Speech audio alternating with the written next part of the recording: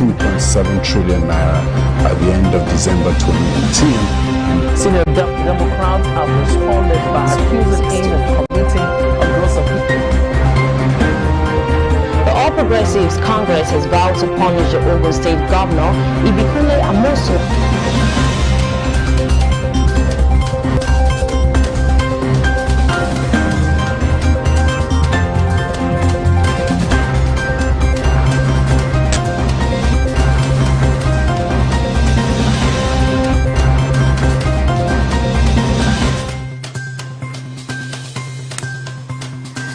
You're welcome to Celebration Television News Desk. I am Sherry Quinsley Brimer, and here are the news making the headlines.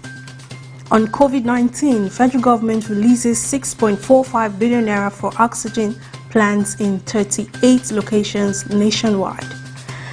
DRC MPs to decide on their allegiance as Shikedi nears power struggle win.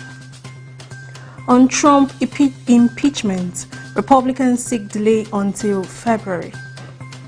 Obaseki woos the United States government private sector for direct investments in agriculture. Japan denies cancellation of Tokyo Olympics. Do stay with us. After this very short break, I'll be bringing you the news in full.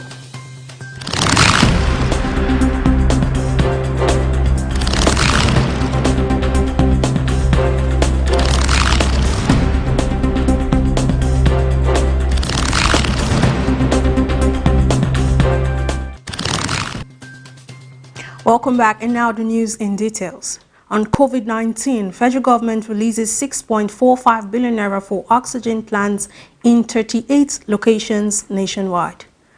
President Muhammadu Buhari has approved 6.45 billion for the setting up of gas plants in 38 locations nationwide in a bid to enhance the treatment of COVID-19 patients who need oxygen.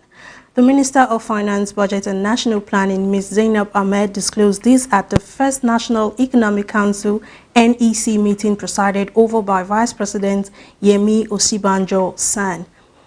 Present at the meeting were state governors, Federal Capital Territory Minister, Central Bank Governor Godwin Emefiele, and other senior government officials. Ms. Ahmed said the release of the money was necessitated by the increased number of patients who needed oxygen due to the surge in COVID-19 infections in the country.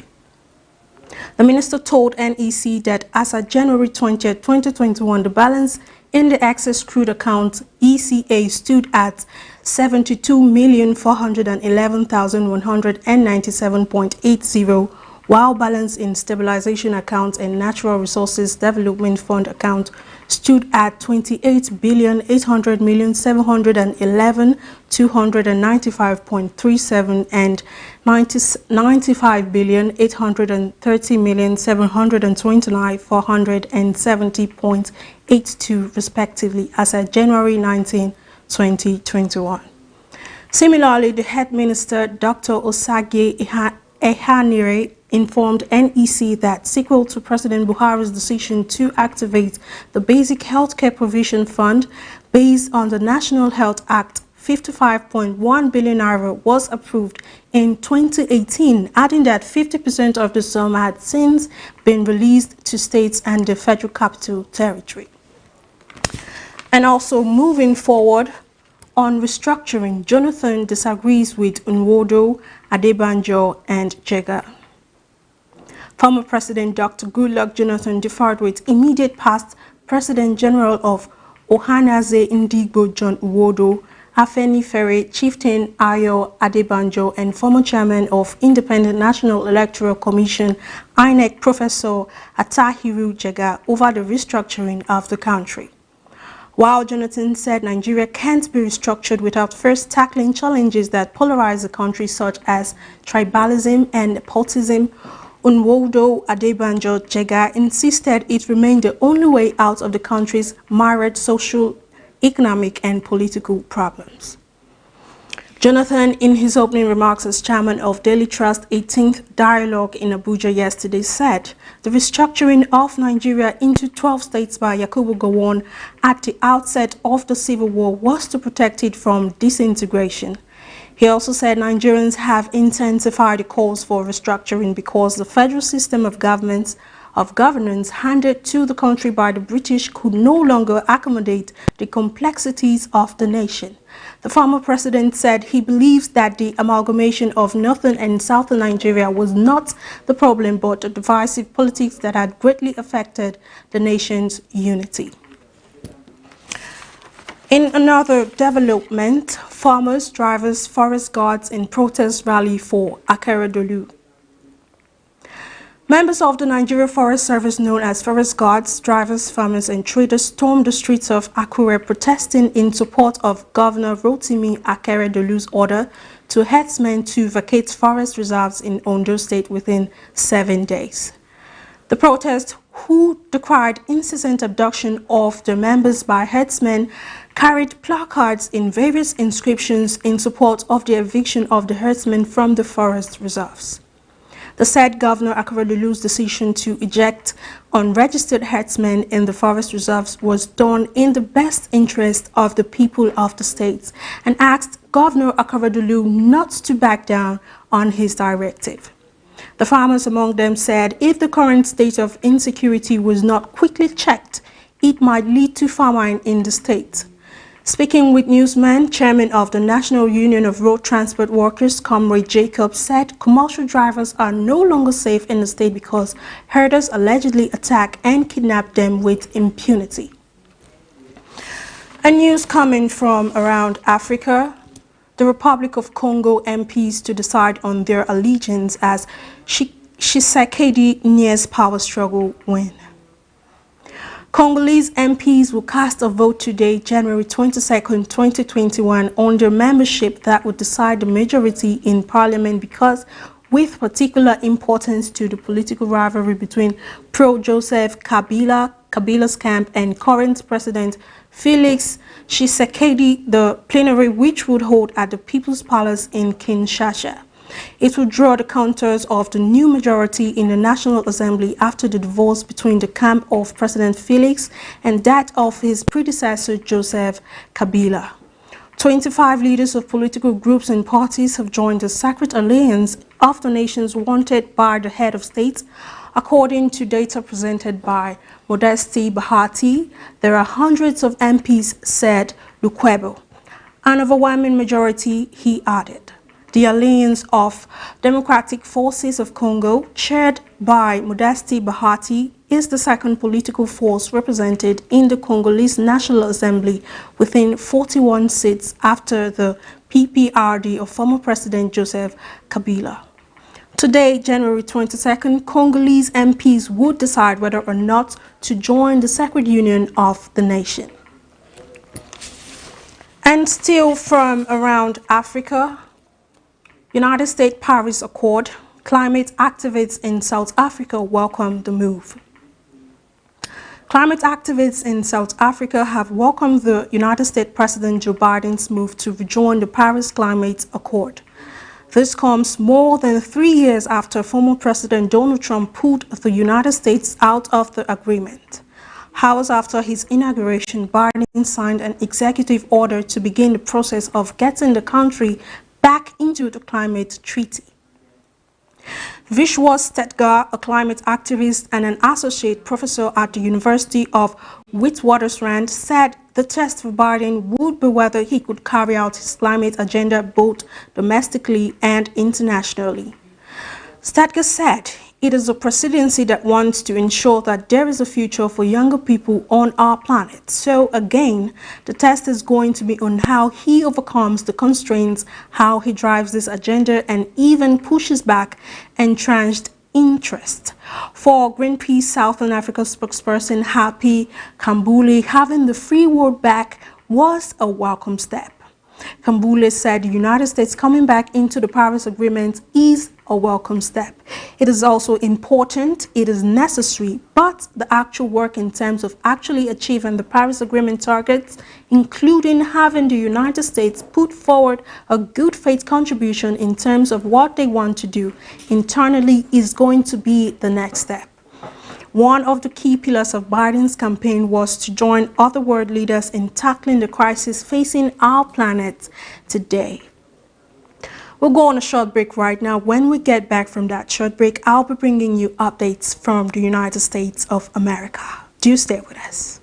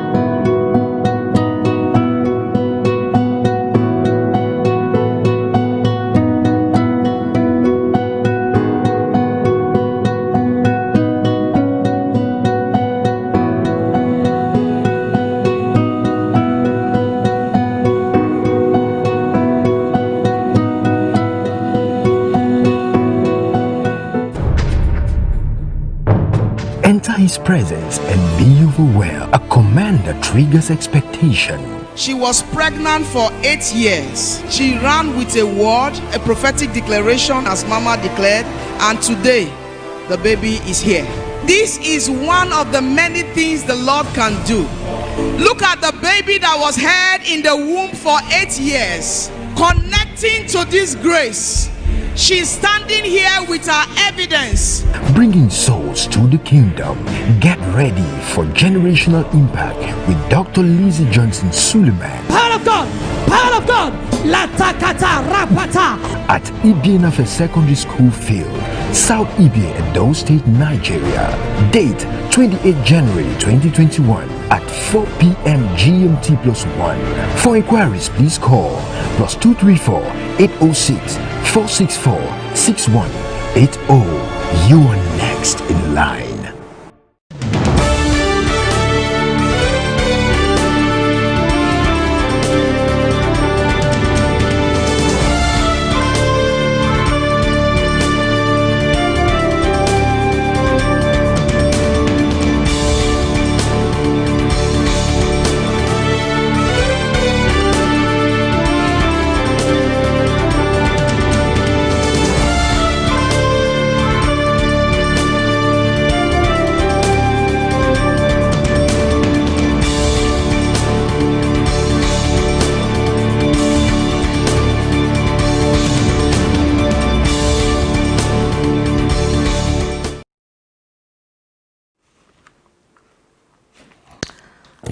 Welcome back. And now updates from the United States on Trump impeachment. Republicans seek delay until February. Republicans in the United States Senate are asking Democrats to delay the start of former President Donald Trump's impeachment trial until Friday. They argue this will give Mr. Trump time to prepare a defense. He is accused of inciting insurrection after supporters of his stormed the Capitol this month. House of Representative Democrats are ready to hand the charge to the Senate. Mr. Trump flew to Florida as his term ended on Wednesday, skipping his successor Joe Biden's inauguration. On 6 January, the then president told protesters near the White House to peacefully and patriotically make their voices heard as they prepared to march towards the U.S. Capitol building. He also told them to fight. The demonstration turned ugly as a mob forced its way into the congressional complex where lawmakers were certifying Mr. Biden's election victory. And more updates from Asia on COVID-19. What we know about India's coronavirus vaccines. Less than a week after launching the world's largest inoculation drive, India has shipped tens of thousands of free doses of COVID-19 vaccines to neighboring countries in what is being widely described as vaccine diplomacy. India's drug regulator has given the green light to Covishield, the vaccine developed in the UK, and Covaxin, locally made by pharma company Bharat Biotech. India is a vaccine powerhouse. It makes 60% of the world's vaccines and is home to half a dozen major manufacturers. And now on business news, Obaseki woos United States government private sector for direct investments in agriculture. To further strengthen the economy of the state, Edo State Governor Godwin Obaseki has engaged the United States government in the oil, palm, and cassava subsectors of the state for manufacturing of high-value consumer packaged goods. The governor is also partnering with the private sector for optimal actualization of the objective. Obaseki unveiled the plan at a virtual meeting with United States Ambassador to Nigeria, Honorable Mary Beth Leonard, and some foreign and local agribusiness investors in Abuja on Thursday. The meeting, which held on the heels of the inauguration of Joe Biden and Kamala Harris as U.S. Vice President and Vice President respectively, attracted the presence of United States Consul General Claire Peranglo, United States Embassy Economic Officer Richard Michaels, and Brandon Hudspeth, United States Embassy Political Officer. Obaseki said the efforts to galvanize the sector began by instituting the framework for Edo State Oil Palm program in his first term. And still on business news, TCN faults 1.5 trillion naira intervention in the power sector. The above 1.5 trillion naira intervention of the federal government in the power sector is not reflecting in the current performance of the industry, the Transmission Company of Nigeria said on Thursday. According to TCN, the intervention was done to boost the performance of operators in the power value chain, but these had yet to improve the outputs of players in the space. The General Manager Market Operations TCN, Edmond AJ, explained that one of the major reasons for this was the non-compliance in efficient payments of invoices issued distribution companies, as this had created a huge market gap. AJ, who spoke at the Virtual Power Dialogue in Abuja, said, apart from tariff gap, which occurs in every market from time to time due to the movement of some macroeconomic indices, they now have the market gap. The TCN official stated that one of the major problems confronting the sector was that the power distribution companies were sold to investors who lacked enough capital. He said most of those who officially took over the discos in 2013 borrowed funds from banks and were busy trying to repay the loans instead of strengthening their networks. We'll go on a short break right about now, and when we get back from that break, I'll be bringing you news from the world of sports. Do stay with us.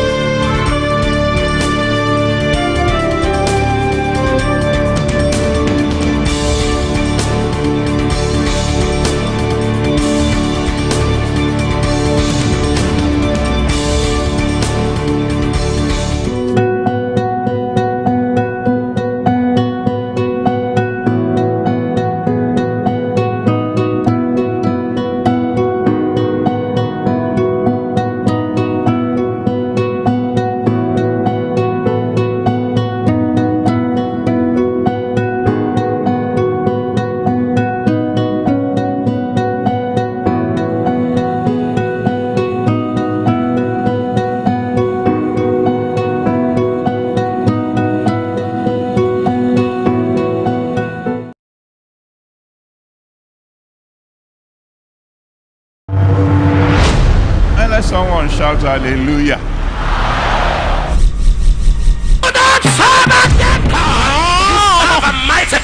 And so I'm decreeing all those who say you will not reach your goal, you will attend their funerals.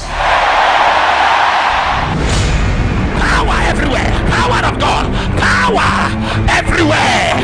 Power.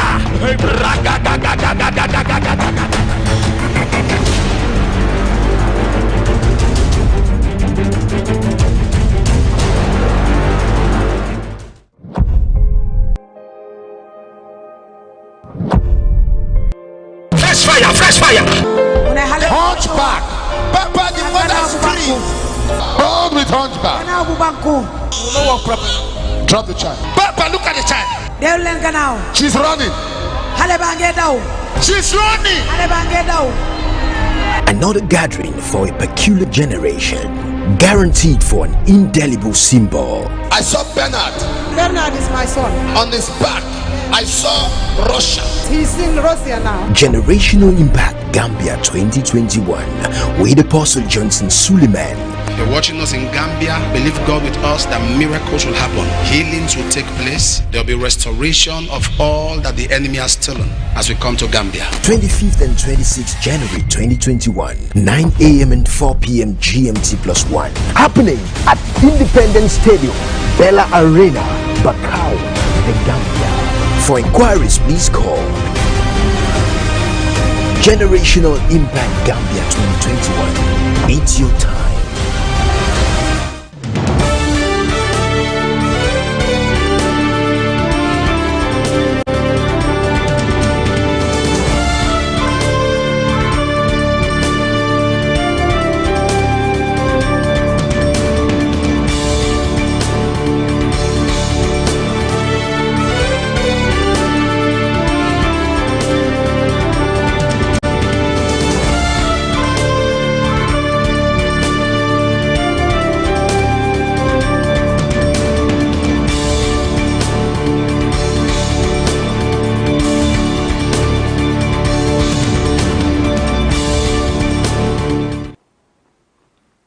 Welcome back, and now it's news from the world of sports.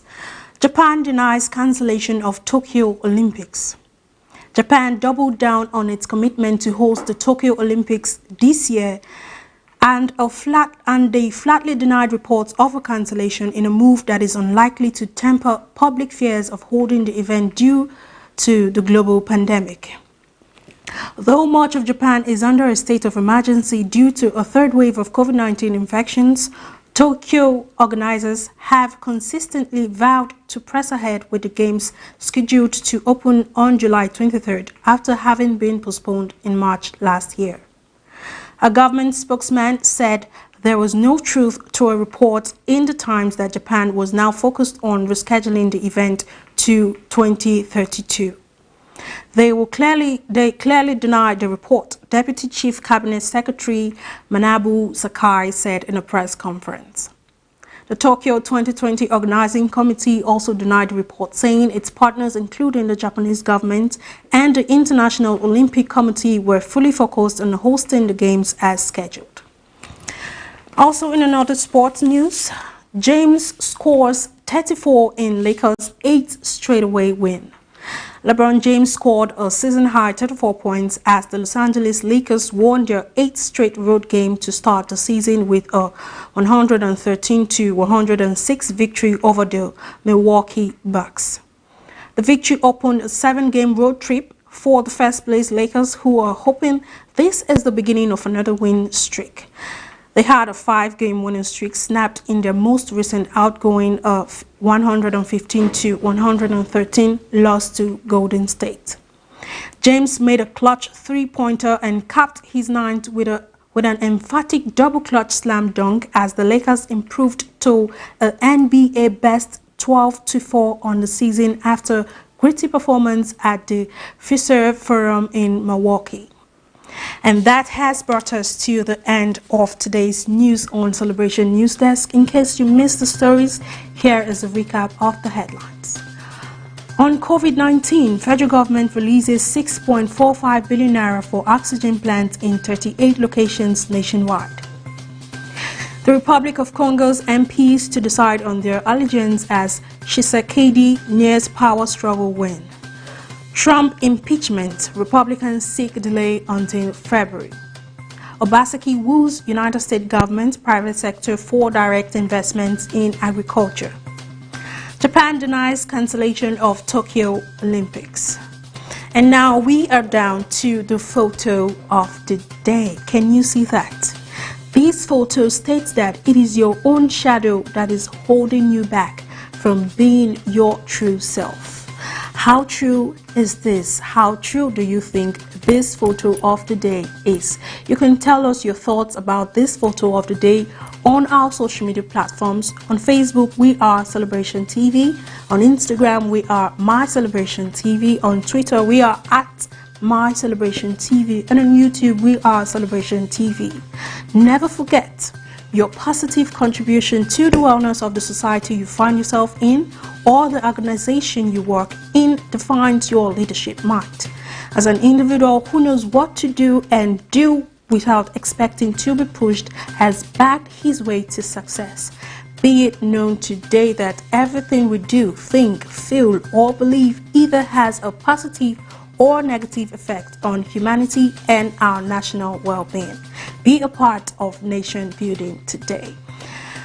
Thank you for staying tuned to the news desk. I remain Sherry Quinsley Barma. Goodbye.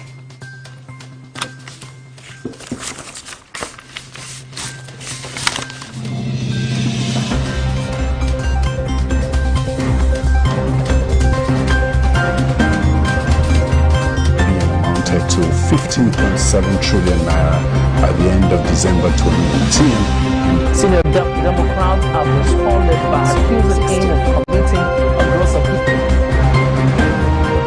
The All Progressives Congress has vowed to punish the Ogun State Governor, Ibikunle Amosun.